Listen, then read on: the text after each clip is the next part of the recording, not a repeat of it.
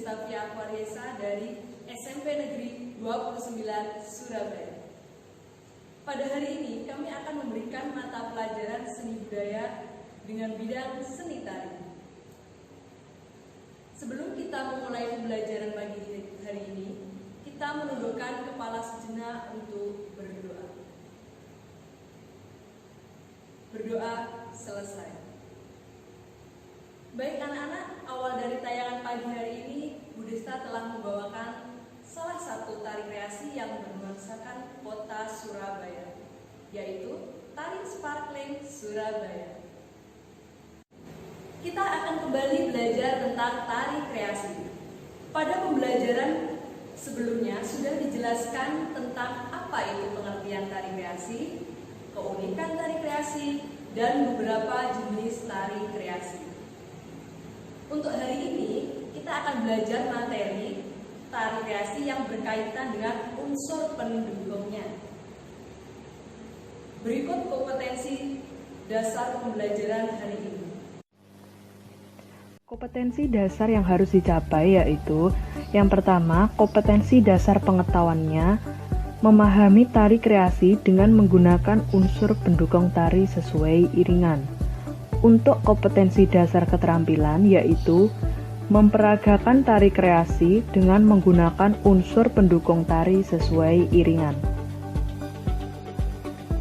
Tujuan pembelajaran hari ini adalah yang pertama, memahami unsur pendukung tari, yang kedua, mengidentifikasi unsur pendukung tari, dan yang ketiga, memperagakan gerak tari kreasi berdasarkan unsur pendukung tari sesuai iringan. Berikut materi unsur pendukung tari kreasi. Apa sih itu unsur pendukung tari?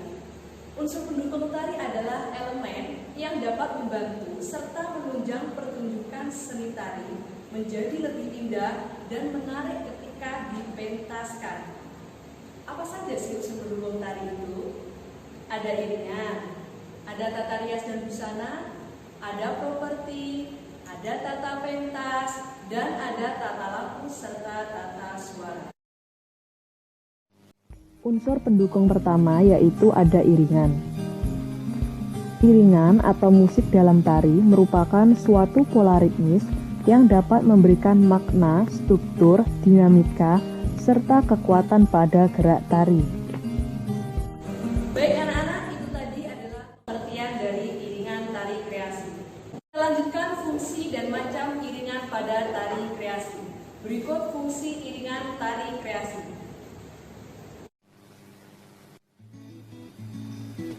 Fungsi iringan dalam tari yaitu sebagai iringan penyajian tari, memberi ilustrasi atau gambaran suasana, membantu mempertegas ekspresi gerak, dan memberi irama dan aksen-aksen atau membantu mengatur waktu.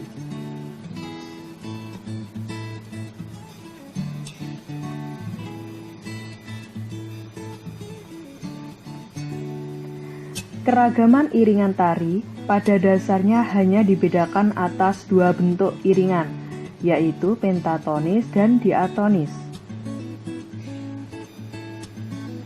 Pentatonis adalah iringan yang bersumber pada alat-alat musik tradisi, misalnya ada gamelan. Diatonis merupakan iringan yang bersumber pada alat-alat musik modern seperti orkestra. Pada dasarnya, pentatonis atau diatonis merupakan iringan eksternal karena sumber bunyinya berasal dari luar penari atau berasal dari suatu benda. Sementara iringan internal dihasilkan dari penari itu sendiri, seperti hentakan kaki, tepuk tangan, petikan jari, atau suara nyanyian. Iringan pada tari kreasi ada yang menggunakan musik lokal daerah seperti gamelan slendro, gamelan pelok, dan musik tradisi talempong, dan masih banyak lagi.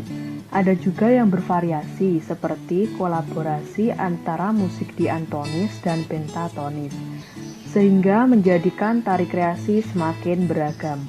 Berikut contoh kolaborasi antara musik diatonis dan pentatonis.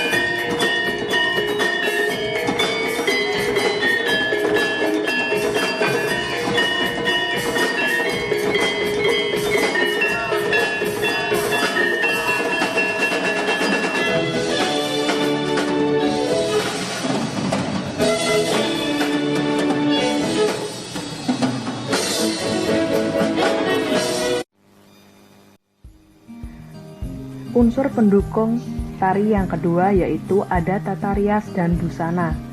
Tata rias dan busana merupakan sarana pembantu yang berperan mendukung pertunjukan tari dan berfungsi sebagai pembentuk karakter atau watak serta menggambarkan peristiwa. Berikut contoh tata rias dan busana tari kreasi yang mengacu pada bentuk tari tradisional. Kita lihat di sini tari Sawung Timur salah satu karya tari kreasi dengan konsep bernuansakan kota Surabaya yang tata busananya mengacu pada tari tradisional Remo. Jadi tata rias dan busana tari kreasi begitu terbuka terhadap perubahan. Hal tersebut berbeda dengan tata rias busana tari tradisi dengan desain yang baku. Untuk penggunaan tata rias dan busana tari kreasi bebas sesuai dengan karakter atau keinginan koreografernya. Berikut contoh tata rias dan tata busana tari kreasi yang mengacu pada bentuk tari non-tradisional, yaitu tari kontemporer. Kita bisa lihat pada gambar ini ada berbagai macam contoh tari kontemporer seperti tari liris, tari kreasi baru karya Wiwit, dan masih banyak lagi. Untuk unsur pendukung yang ketiga yaitu ada properti. Properti merupakan alat yang digunakan menari untuk menari di atas panggung. Properti tari biasanya yang digunakan antara lain ada kipas, sampur, topeng, tombak, payung, piring, dan lain sebagainya. Kita lihat ada contoh tarian. Di sini ada tari sparkling. Properti yang digunakan pada tari sparkling adalah sampur. Untuk tari legong, properti yang digunakan berupa kipas. Kehadiran properti untuk memperjelas karakter, peristiwa, ruang, bahkan memamerkan keterampilan teknik dari penari di panggung.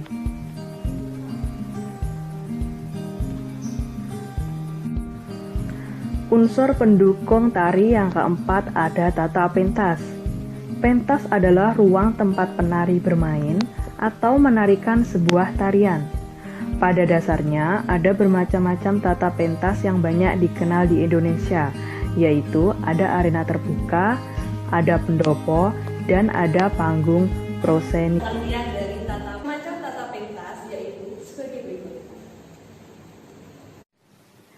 Macam-macam tata pentas yang pertama yaitu ada arena terbuka. Arena terbuka adalah panggung atau arena pertunjukan yang bentuknya terbuka tanpa diberi atap. Jadi jenis arena ini memiliki bentuk yang beragam. Bisa berupa tanah lapang, amphitheater, halaman pura di Bali, dan sebagainya. Nah, pada tempat terbuka kita dapat menyaksikan pertunjukan-pertunjukan tari yang diselenggarakan di halaman.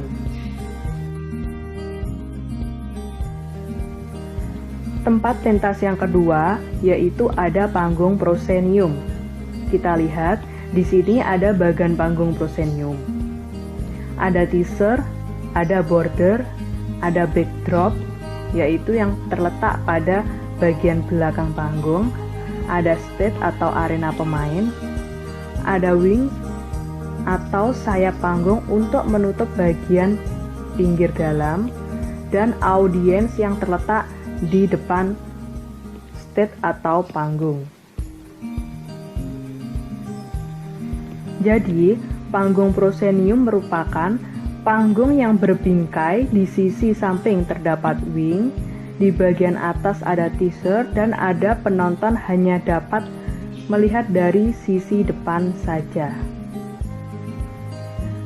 Berikut contoh gambar dari panggung prosenium.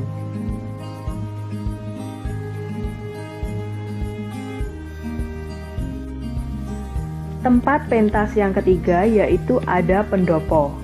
Dalam kalangan bangsawan, pertunjukan kesenian sering diadakan di pendopo. Pendopo yaitu suatu bangunan yang berbentuk joglo dan bertiang pokok 4 tanpa penutup pada sisi-sisinya. Di Surabaya, panggung prosenium berada di Gedung Cak Durasim dan Balai Budaya. Sementara pendopo di Surabayanya berada di Pendopo Taman Budaya Jawa Timur. Sebuah penataan lampu dapat dikatakan berhasil jika dapat memberikan kontribusi terhadap objek-objek yang ada di dalam pentas, sehingga semua yang ada di pentas nampak hidup dan mendukung sajian tari. Sementara dalam penataan suara dapat dikatakan berhasil jika dapat menjadikan jembatan komunikasi antara pertunjukan dengan penontonnya. Artinya, penonton tersebut bisa mendengar dengan baik dan jelas tanpa gangguan apapun sehingga terasa nyaman. Unsur pendukung tari yang kelima yaitu ada tata lampu dan tata suara. Sarana dan prasarana yang ideal bagi sebuah pertunjukan tari adalah jika gedung pertunjukan telah dilengkapi dengan peralatan yang menunjang penyelenggaraan pertunjukan, khususnya pada tata lampu atau lighting dan tata suara atau yang disebut juga dengan sound system. Nah, sudah tahu kan apa itu unsur pendukung tari kreasi? Unsur pendukung tari kreasi itu meliputi iringan, tata rias dan busana, properti, tata pentas, tata suara, dan tata lampu. Unsur tersebut menjadi satu kesatuan pada pertunjukan tari agar tari itu terlihat lebih indah dan menarik. Daripada penasaran, yuk kita simak video berikut ini.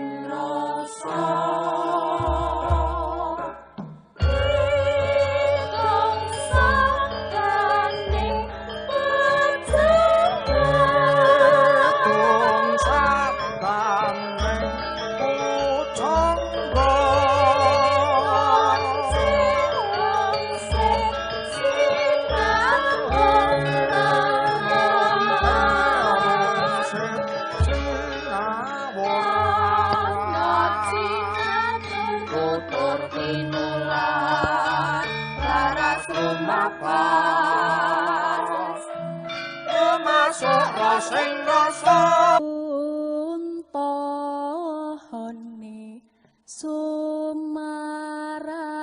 mring pasti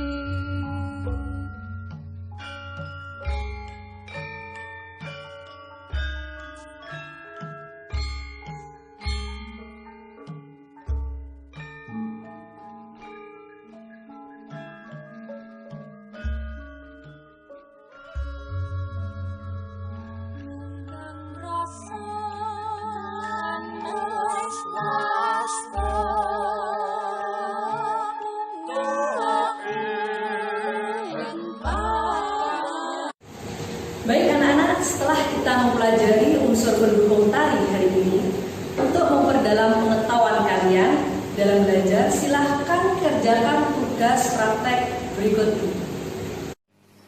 Untuk tugasnya yaitu memperagakan gerak tari dengan durasi 1 menit melalui referensi dari YouTube atau video tari kreasi dan beri keterangannya, judul tarinya, dan penata tarinya.